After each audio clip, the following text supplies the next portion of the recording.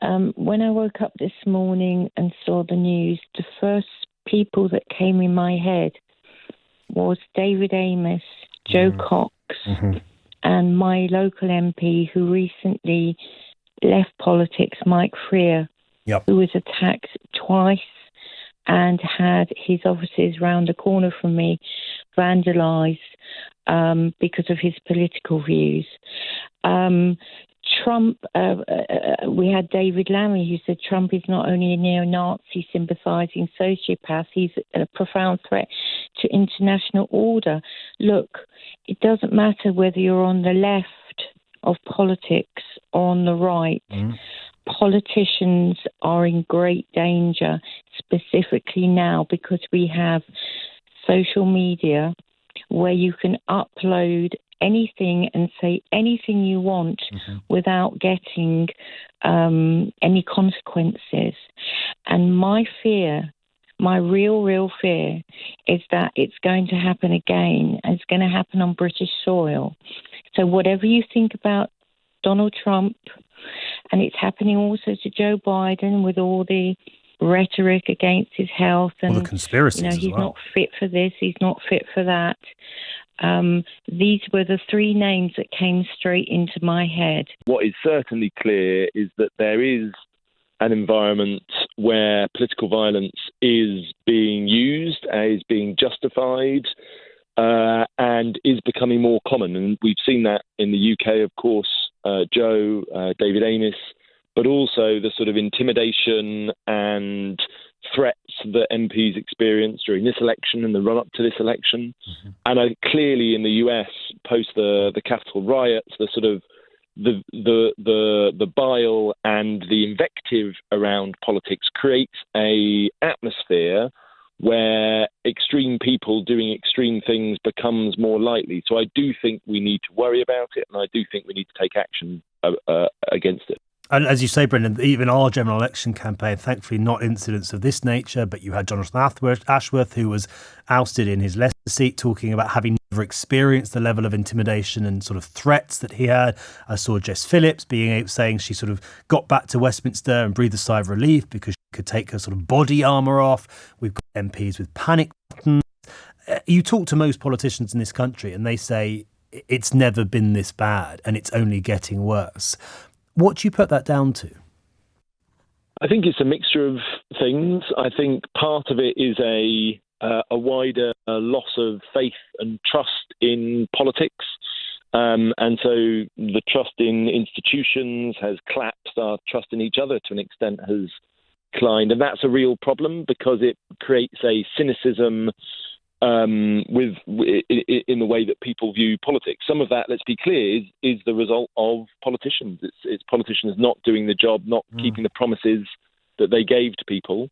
But also, there's a wider cultural problem there. I think the other thing is that the news environment, the information environment, the rise of social media, I think has created more hostility, more intimidation. And what we know from, having looked at what motivates terrorists, what makes somebody move from being an extremist to being a terrorist, one of the things is that they think that there will be social approval for their acts, not from everybody, but from a group of people. And I think what social media does is it makes it easier to find that group of people who will cheer on acts like this, who will cheer on intimidation, who will cheer on political violence. And that, I think, lowers the bar for people wanting to take this kind of action. There's been also, hasn't there, sort of very linked to this, a real dehumanising of politics. And I think that's linked to conspiracy theories. In the past, you would disagree with a politician. You might think they were stupid. You might think they were ignorant. You might think they were wrong. But now it's much more about these sort of allegations. They're corrupt. They've been bought off. They're all in hock to some sort of secretive elite and so on. Those conspiracy theories have really mushroomed. And it changes people's view of politicians they might not like as those that just are misguided in some way or out of touch in some way, to being really venal and self-serving and corrupt and in some cases downright evil. And that's a very dangerous place for us to be. I think that's exactly right. We should be able to disagree with each other. We should be able to do that passionately. We should be able to really, make an argument for why we disagree with politicians that we don't like, but we don't have to impugn their motives. We don't have to make this a binary good and evil conversation, because that's not how our lives work, and it's not how politics works either. So I do think that political culture, and while of course, and we're talking about this, politicians are often the victims of this, they're the first victims of it. There's also, of course, politicians who are ramping this up, who are building a narrative of them and us, who are building outside groups and inside groups, who are building a politics where violence does become more likely. As I talked about this morning in the context of Donald Trump, let's be 100% clear that the attack on him was outrageous, completely unacceptable, and there is zero justification for it. But let's also be very clear that he has consistently incited and inflamed political violence himself, whether that's the January attacks on the Capitol or his wider demeanour towards protesters in the audience. He has sullied our politics. So yes, I feel sympathy, I feel pain for the fear that his family must have felt at that moment, and I feel real fear for the American political system, and that attack was clearly and utterly wrong. But he also has some culpability in creating an environment where violence is more likely. And just lastly, Brendan, I hope I'm right in saying that the sort of toxicity of the political debate in the US far outweighs what we're seeing here. That's sort of my sense of it. Would you agree with that? And if you do you fear that we are heading more and more in that direction in the UK?